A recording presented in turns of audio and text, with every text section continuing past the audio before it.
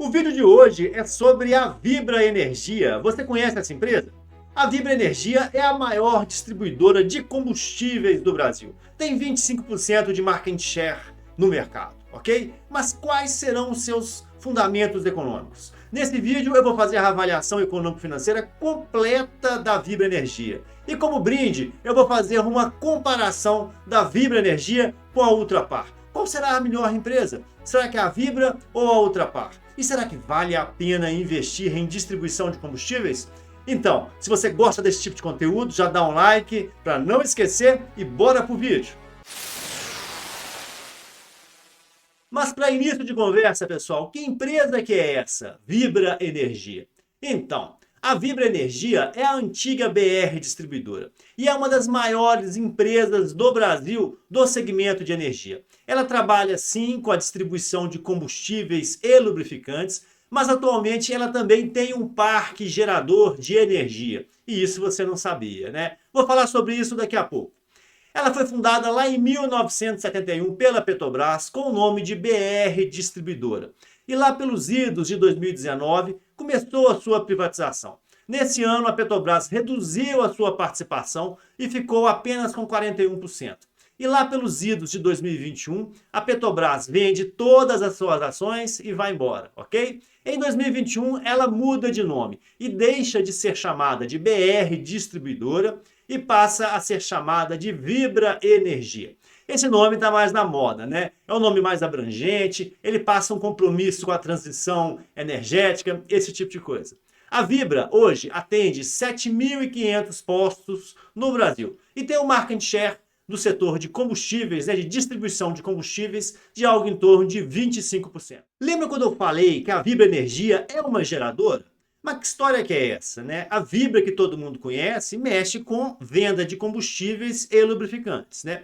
Mas tudo mudou, pessoal. Em 2021, a Vibra Energia adquiriu 50% de uma empresa de capital fechado chamada Comerc Energia. E em 2024, ela comprou os outros 50% e agora ela tem 100% dessa empresa. Ela pagou 7 bilhões de reais pela Comerc Energia. Só para vocês terem uma ideia, pessoal, hoje a Vibra vale 23 bilhões de reais, né? Então é uma aquisição muito relevante. A Comerc Energia é uma plataforma multi-energia, ok? Ela vende energia. E hoje ela tem um portfólio, né, que abrange 4.700 unidades. Ela atende mais ou menos 6% do consumo elétrico do Brasil. É muita energia, né? A capacidade instalada dela é de 2,1 gigawatts. Só para vocês terem, né, poderem fazer uma comparação, a CEMIG tem uma capacidade instalada de 5 gigawatts e o valor de mercado dela é de 34 bilhões de reais. As ações da Vibra são negociadas pelo código VBBR3 e a empresa é uma corporation. Ela tem o controle acionário disperso. Não existe nenhum grupo controlador forte. Dividendos? Paga dividendos médios nos últimos 5 anos de 6%. Beta de 1,36 e volatilidade de 30%. Então, é uma empresa que tem uma volatilidade mais agressiva, vocês têm que ficar um pouco atento, beleza? E a liquidez? 200 milhões de reais por dia. Tem uma liquidez bacana, ok, dá para entrar e dá para sair com tranquilidade. Então vamos lá, pessoal, fazer mais uma avaliação econômico-financeira. Desta vez é a Vibra, Vibra Energia. E para isso eu peguei os balanços da empresa de 2020 até 2025, fiz uma reclassificação e auferi 3 indicadores que são fundamentais para a análise dinâmica, que é o capital de giro, a necessidade do capital de giro e o saldo de tesouraria. Pessoal, deixa eu explicar por que eu utilizo a análise dinâmica de balanços. Então, eu sou investidor da Bolsa de Valores, eu gosto de renda variável e aplico de forma regular desde os anos 2000, 2002, 2003, mais ou menos, né? E desde aquela época, as minhas análises sempre foram fundamentalistas. Tudo bem, beleza. Em alguns momentos eu fiz day trade, mas deu muito errado e acabou que eu voltei para as minhas operações de longo prazo, né? Então, como eu sou um economista, eu sempre gostei de fazer a avaliação das empresas, né? E realmente eu vou falar para vocês, eu vou confidenciar. Eu ficava um pouco perdido no meio de tanto indicador, né? Existem aí mais de uma centena de indicadores fundamentalistas e quando você pega toda essa teoria e aplica numa empresa, você vai ter indicadores que retratam uma situação boa da empresa, alguns indicadores com uma situação ruim, alguns péssimos, alguns muito bons. E na hora de você fazer o fechamento, de você criar um consenso, fica muito difícil, né? Qual é o indicador que deve prevalecer, né? E esse molho desse caldeirão de análise era muito complexo e me deixava muito angustiado. E muitas vezes eu errava. E aí, né, eu nessa época estava fazendo meu MBA lá no IBMEC de Belo Horizonte. Nessa época eu comecei a aprender análise dinâmica de balanços e apliquei em meus investimentos. Então eu utilizo essa teoria desde o início dos anos 2000. Só que essa teoria é muito mais velha, ela veio da França e ela é muito utilizada no Brasil, principalmente pelos bancos, né, para separar os bons pagadores dos maus pagadores, ok? Beleza? Então nesse caso aqui, quando a gente avalia um quadro desse, na qual eu já fiz uma reclassificação e auferi os 3 indicadores, eu percebo uma empresa que tem uma estrutura interessante, né? Saldo de tesouraria sempre positivo, capital de giro positivo em níveis superiores à necessidade do capital de giro. Mas o que acontece? A teoria dinâmica de balanços ela é fluida, né? Eu não dou importância para um dado específico de um ano. É muito interessante eu verificar a tendência ao longo dos anos. E para isso, nada melhor do que um bom gráfico, ok? Então eu peguei esses 3 indicadores e criei um gráfico. Vamos lá ver esse gráfico. Este aqui, pessoal, é o gráfico na qual eu plotei, né, aquela matriz, né, que eu mostrei no slide anterior. Todos aqueles dados estão nesse gráfico, ok? A linha amarela é o saldo de tesouraria, a linha vermelha é a necessidade de capital de giro e a linha azul é o capital de giro próprio, né? E aí, quando eu analiso essa empresa, o que eu percebo? Eu percebo uma empresa que dos anos de 2020 até o ano de 2024 tinha uma tendência muito interessante, né? O capital de giro com a inclinação muito forte positiva, né? A necessidade de capital de giro também tinha uma inclinação positiva, mas inferior à inclinação do capital de giro, e isso é bom, isso é muito importante. E o saldo de tesouraria crescente, né? Por quê? Porque como o capital de giro ele era mais do que suficiente para financiar a necessidade de capital de giro, sobrava dinheiro e esse dinheiro ficava acumulado no saldo de tesouraria, ok? No ano de 2024 para cá tem um ponto de inflexão, aqui o capital de giro começa a cair, né? E com ele o saldo de tesouraria cai, né? Mas por quê? Porque a necessidade de capital de giro ela continua crescendo, né? Essa interseção aqui é onde eu estou passando o mouse, ok? E como a necessidade de capital de giro continua crescendo um pouquinho, o capital de giro ele passa a diminuir, obviamente o saldo de tesouraria ele vai diminuir de forma relevante, né? Então nós temos 2 momentos, um momento de 2020 até 2024, que era uma empresa muito boa, e um ponto de inflexão que aconteceu aqui em 2024 e que mostra em 2025 uma empresa de qualidade pior do que a de 2024, ok? Mas não é uma empresa ruim, é uma empresa interessante. Eu só estou querendo dizer que a empresa de 2025 ela é uma empresa mais frágil sob o ponto de vista econômico-financeiro do que a empresa de 2024. Mas mesmo assim, pessoal, a estrutura financeira da Vibra ela pode ser considerada como uma estrutura financeira sólida, grau de risco 2, ok? Então, a análise dinâmica ela separa as empresas em 6 grupos, ok? E a Vibra estaria no grupo 2, uma estrutura financeira sólida, na qual o capital de giro é de 12,5 bilhão de reais, né? E ele é mais do que suficiente para custear a necessidade de capital de giro, que está estimada em 10,6. E aí o que acontece? Sobra dinheiro, né? Porque a empresa tem 12,5 de capital de giro, mas ela só precisa de 10,6 de necessidade. Então sobra praticamente 2 bilhões que ficam lá na tesouraria. A gente tem que avaliar cada uma dessas contas. E nós vamos começar pelo saldo de tesouraria. Mas por quê? Porque aqui, pessoal, nós estamos vendo que o saldo de tesouraria ele sempre foi positivo. E nesse momento é importante nós entendermos se esse saldo de tesouraria ele é positivo em virtude de empréstimos de curto prazo ou de empréstimos de longo prazo ou né, proveniente aí das contas endógenas da empresa, capital social, patrimônio líquido, esse tipo de coisa. Vamos então abrir a conta do saldo de tesouraria. Essa é a conta do saldo de tesouraria que está abertinha, ok, pessoal? E o saldo de tesouraria é bem simples, tá? Ele considera apenas 3 contas, que é o caixa, né? As aplicações financeiras de curto prazo, ok, pessoal? E os empréstimos e financiamentos de curto prazo, que estão vencendo aí no prazo de 1 ano.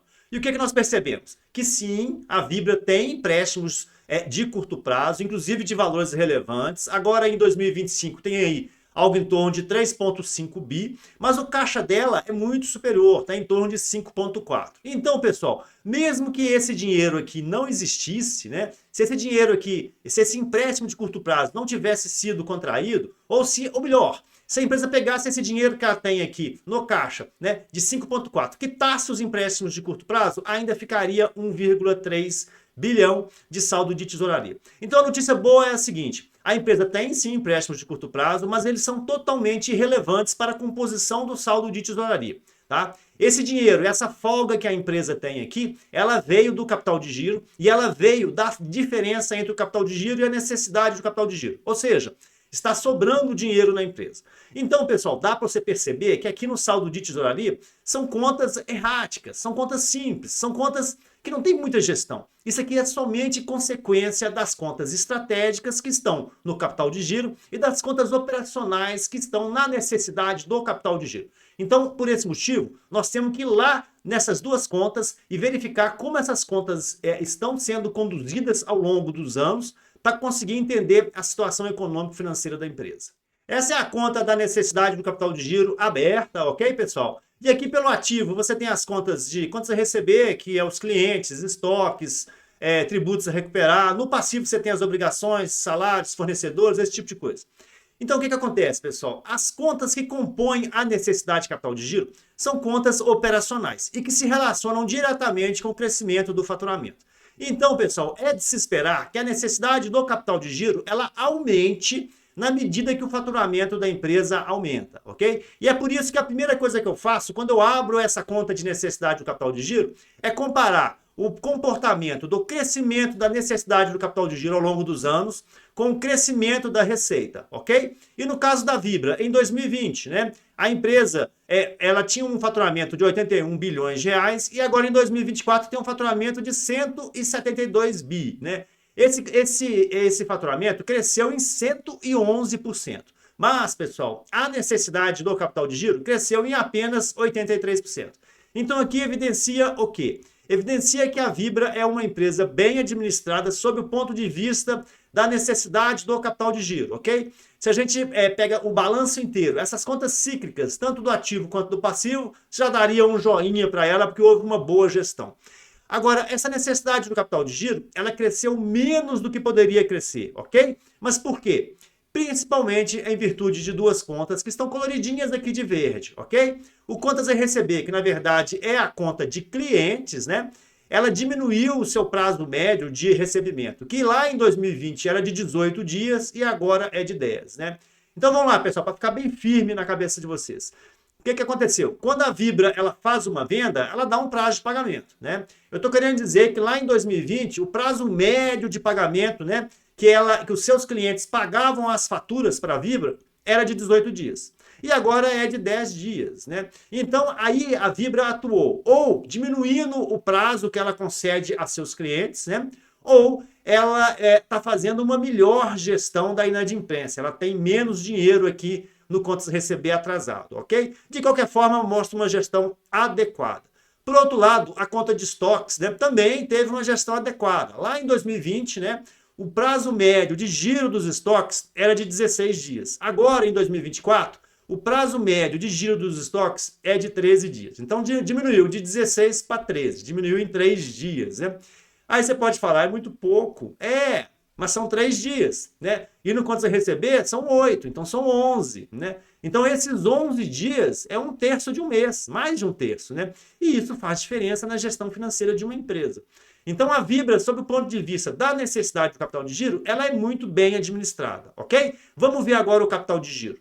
Essa é a conta do capital de giro e essa é a conta mais legal, pessoal, porque aqui estão as contas estratégicas, as contas de longo prazo, ok?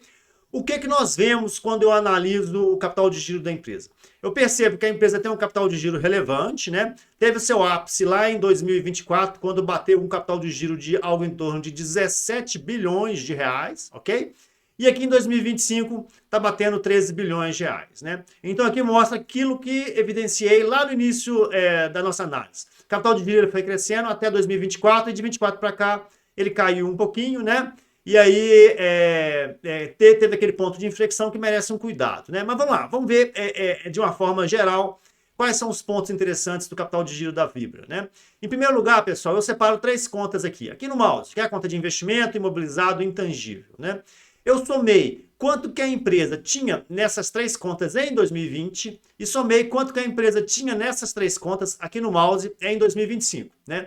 Calculei a diferença, que foi no caso 14,4 bilhão de reais. Isso quer dizer que de 2020, né, para 2025, a empresa, né, imobilizou, quer seja em investimentos imobilizados ou no seu intangível, 14,4 bilhões de reais, ok? A pergunta que é importante a gente responder é o seguinte: esses 14,4 bilhões de reais foram financiados, foram pagos de que forma, né? De que forma? E aí eu vou explicar. Principalmente nessas 3 contas aqui, ok? Empréstimos e financiamentos de longo prazo. Ao longo desses anos, de 2020 para 2025, essa conta aumentou em 16,4 bi, ok? Essa conta por si só já financiaria todos os investimentos, né, no imobilizado, no intangível da empresa, e ainda sobraria dinheiro, né? Mas a empresa, ela é lucrativa, o capital social dela aumentou, né, em 3,7 bilhões de reais ao longo desses anos. As reservas de lucros também aumentaram em torno de 4,7. Então, a gente pode até fazer uma seguinte conta, né? Desses 14 bilhões aqui que a empresa imobilizou no seu imobilizado, nos seus investimentos, no seu intangível, né?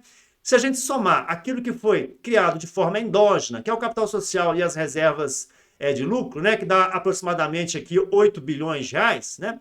Então, 14 menos 8 dá 6 bi, né? Então, quer dizer que desses empréstimos e financiamentos de longo prazo, ela utilizou 6. Os outros 10 estão na estrutura da empresa, dando liquidez e dando robustez ao capital de giro próprio, né? Observem, pessoal, observem que você pode pensar o seguinte: mas para que tem tanto dinheiro emprestado aqui, né? Tá com saldo de 22 bi, e você acabou de falar aqui que ela só utilizou algo em torno de 6 bilhões para financiar o seu intangível, né?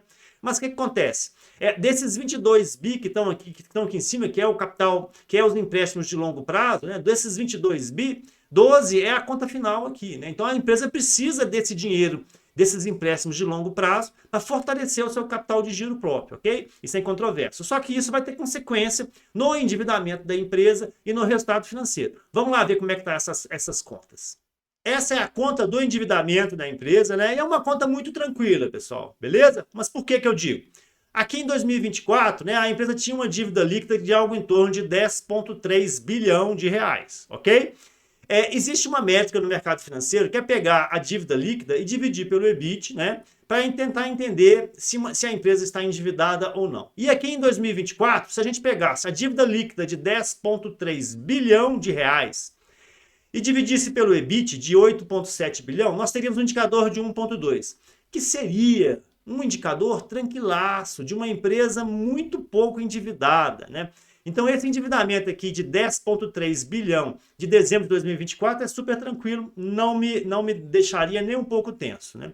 Só que, pessoal, aqui em 2025, a dívida líquida já pula de 10,3 para 20,8, né?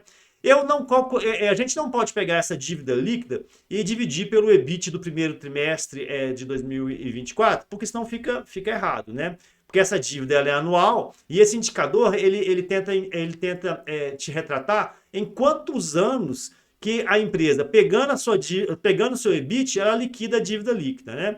Então, no caso, nós deveríamos pegar esses 20,8 bilhões e dividir pelos últimos 12 meses, né? Que daria algo em torno de 8,7 bi, né? E aí, se você pega 20 bi e divide por 8,7, você teria um indicador de 2,4, né?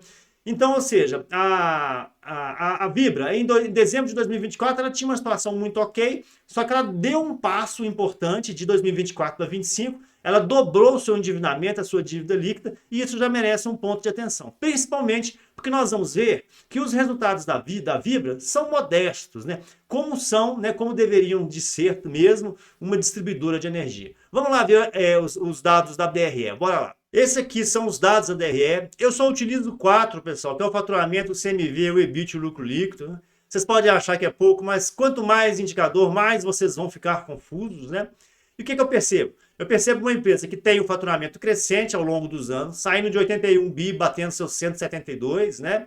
Então isso é muito bom. A empresa mais do que dobrou o seu faturamento aí ao longo desses 4, 5 anos, ok? O CMV dela está na faixa aí dos 95%, tá vendo aqui? No 2002, 95,9, 94,9, 95,2, é isso mesmo, pessoal. Distribuição de combustível tem um CMV muito alto, ok? E isso faz com que o seu EBIT, né, seja baixo, né? Então nós temos uma Vibra que tem um EBIT aí oscilando de 3, 4, 5 pontos percentuais e um lucro líquido aí, se a gente for calcular a média aqui dos últimos 3, 4 anos, vai dar um lucro líquido na faixa aí dos seus 3%, né? Em 2024 bateu 3,7, né? Ok? Se nós formos analisar os números financeiros, né, é aquilo que eu falei para vocês, né? A Vibra é uma empresa que tem um EBIT aí de 8,7 bi em 2024, que deu 5% do seu faturamento, né? E um lucro líquido aí que beirou aí os 6,3 bilhões de reais. É um negócio mais apertado, pessoal, é assim mesmo, tá?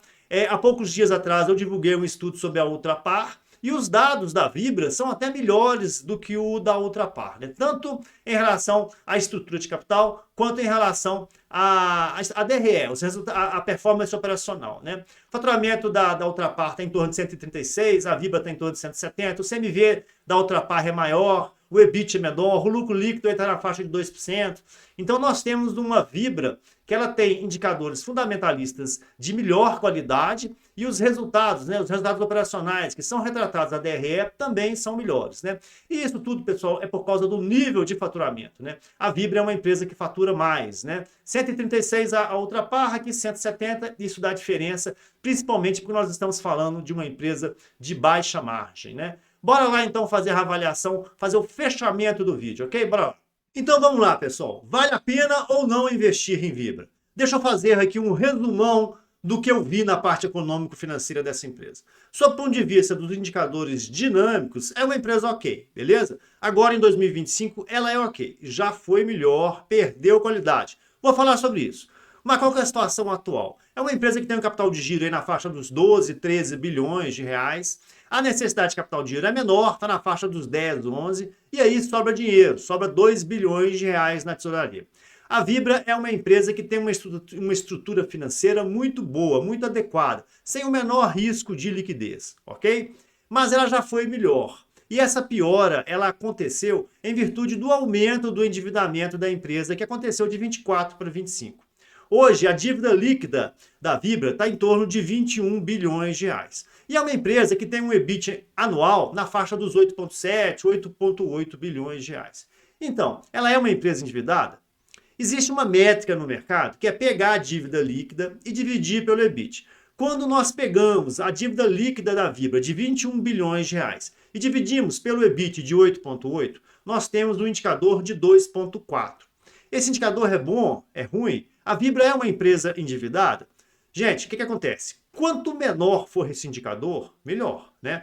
O ideal, o mundo perfeito, seria um indicador de 1. Significa o quê? Significa que se ela pegasse o EBIT de um ano, ela pagava sua dívida líquida.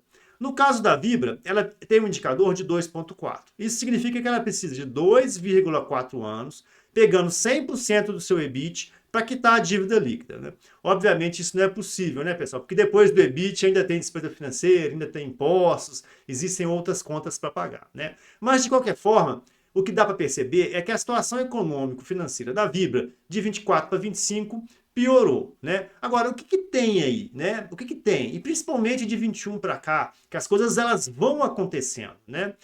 Basicamente, eu queria salientar a aquisição da Comerc, né? Tu pega que o caixa da empresa diminuiu 5 bilhões de reais de 24 para 25.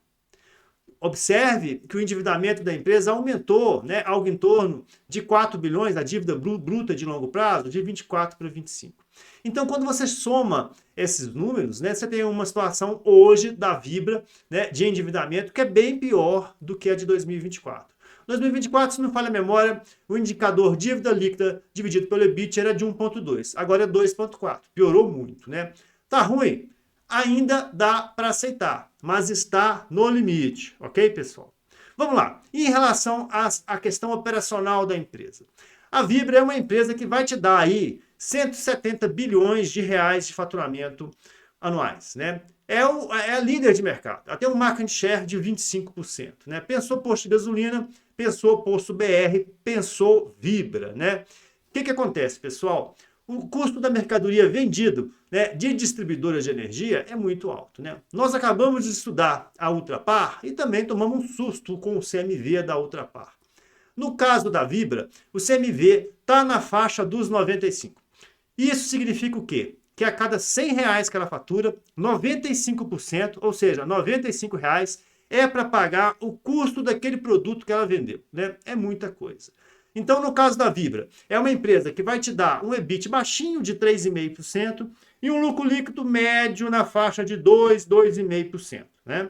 E isso é muito ruim para mim. Eu avalio um lucro líquido de 2,5% muito ruim. Mais ou menos igual a Ultrapar. Eu até falei, poxa, faturar 170 bilhões de reais para sobrar 2,5% de lucro é muito ruim, né? Mas é o mercado, né, pessoal? Não adianta nós queremos lutar contra esses números, né?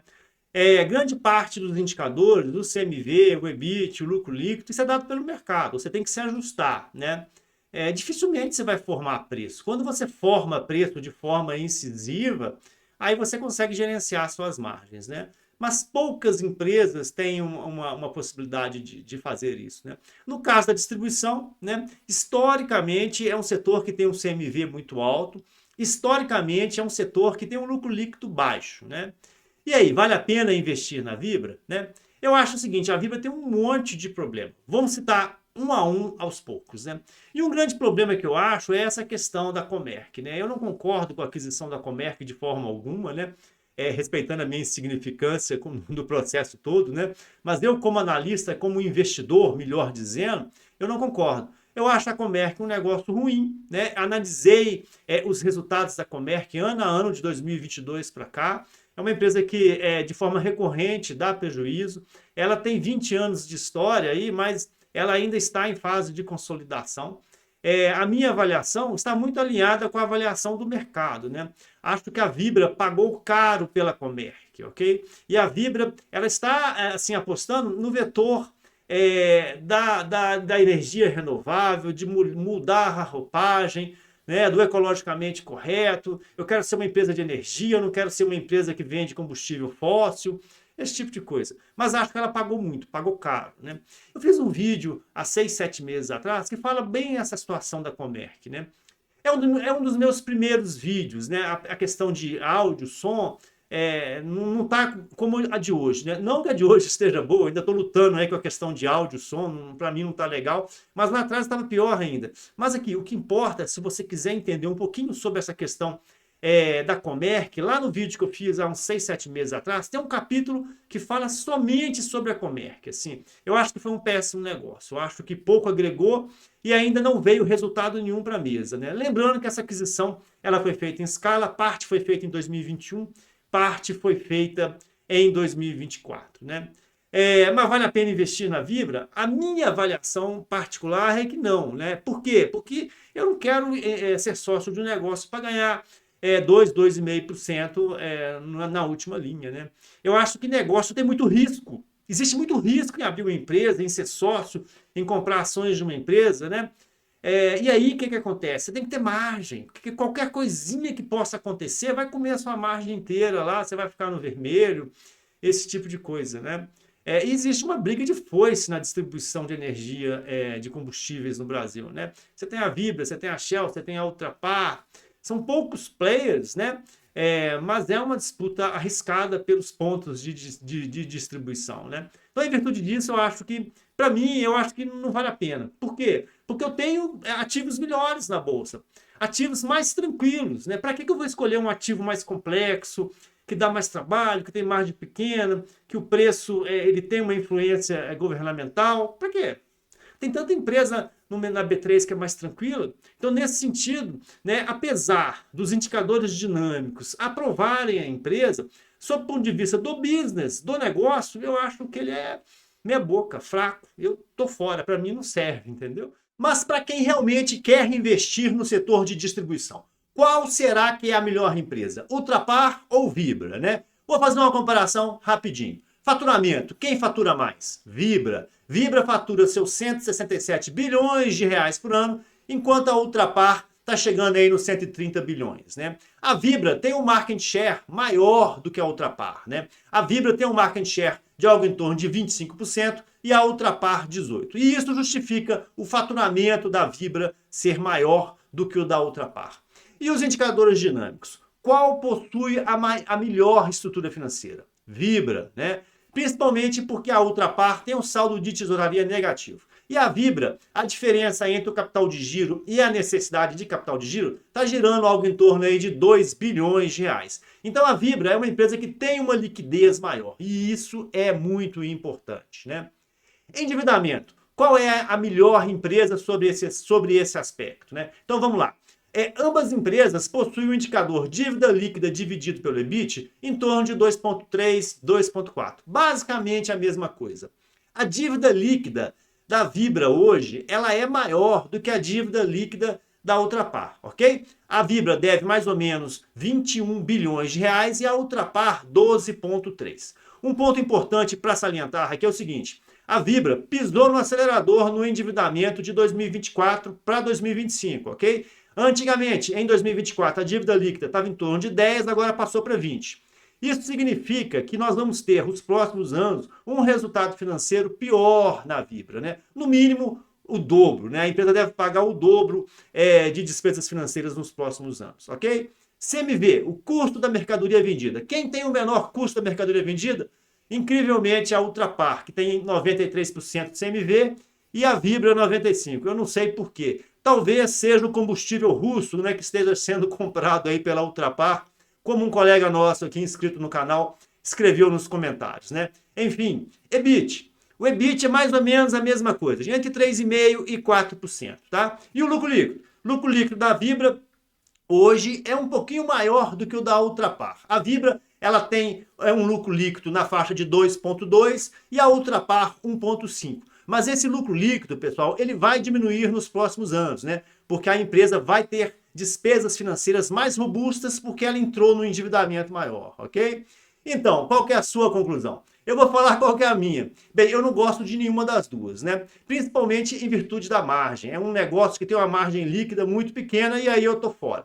Mas tudo bem, eu tenho que apostar em alguém, eu tenho que investir. Ou é A ou é B, ou é Vibra ou é Ultrapar. Em quem eu investiria? Eu prefiro a Ultrapar, né? Infelizmente, eu prefiro a Ultrapar. O mais normal era preferir a Vibra, mas algo que me incomoda muito é essa aquisição da Comerc pela Vibra. Eu acho que foi muito ruim, foi uma decisão precipitada, uma decisão equivocada. Eu acho que eles pagaram muito dinheiro por uma empresa que vale muito, muito menos, né?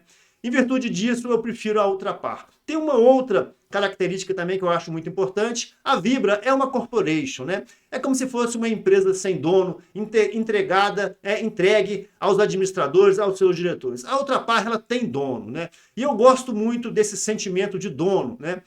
Porque o olho do dono que engorda o boi, né? Então, por isso, eu prefiro o Ultrapar, né? Em virtude, basicamente, dessas duas situações. Da questão da Comerc, que realmente eu não concordo em hipótese alguma. Estudei a Comerc, tá, pessoal? Para quem acha que eu não estudei, eu peguei o balanço da Comerc, estudei, fiz a análise dinâmica, mas eu não percebo como uma boa aquisição. Pessoal, agora eu vou fazer um pedido para vocês. Gostou do meu vídeo? Você é inscrito? Fica esperando toda semana eu postar os vídeos aí dos meus estudos? Se sim, eu peço duas coisas. Compartilhe o meu vídeo. Eu tento fazer material de muita qualidade. Posso errar, né? Você pode não concordar, mas o material é feito com carinho e com muita qualidade. E na medida que as pessoas compartilham os vídeos do meu material, eu vou conseguindo mais inscritos e vai fortalecendo o canal, né? O segundo pedido é o seguinte, expresse a sua opinião nos comentários. Isso é muito importante para mim. Mas por quê? É uma troca, né? Eu coloquei o meu ponto de vista sobre uma empresa. Coloque o seu, você concorda comigo ou não? Escreve lá nos comentários, me ensine. E vai ser legal para mim também, ok? Muito obrigado, meus amigos. Muito obrigado. Bons investimentos e fiquem com Deus.